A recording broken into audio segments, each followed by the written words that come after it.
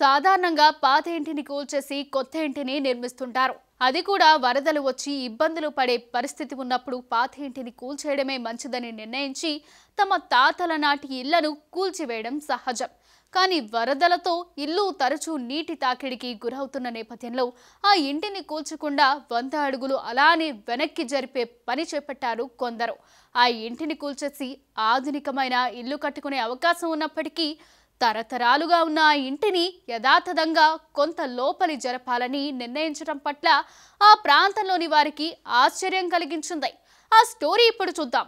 బెంగళూరులో వర్షాలు కురిసినప్పుడు వివిధ ప్రదేశాలలో వరదలతో నిండిన ప్రాంతాలుగా మారుతాయి. మహదేవ్పురంలోని బిఈఎంఎల్ లేఅవుట్ నివాసి ఎల్లప్పుడూ ఇంట్లోకి కూడా వరదలు వస్తూ ఉంటాయి. ఈ సమయంలో మురుగునీరు 2 నుండి 3 అడుగుల వరకు పేరుకుపోతుంది.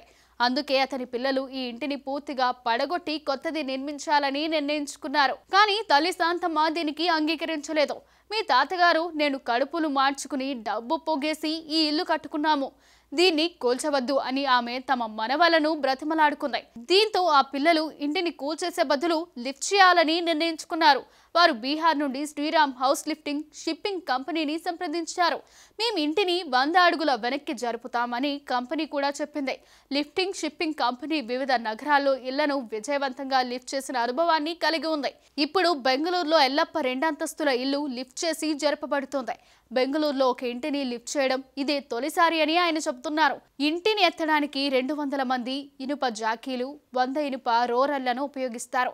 ఈ ఇంటిని నిర్మించడానికి వారు 13 లక్షల రూపాయలు ఖర్చు చేశారు.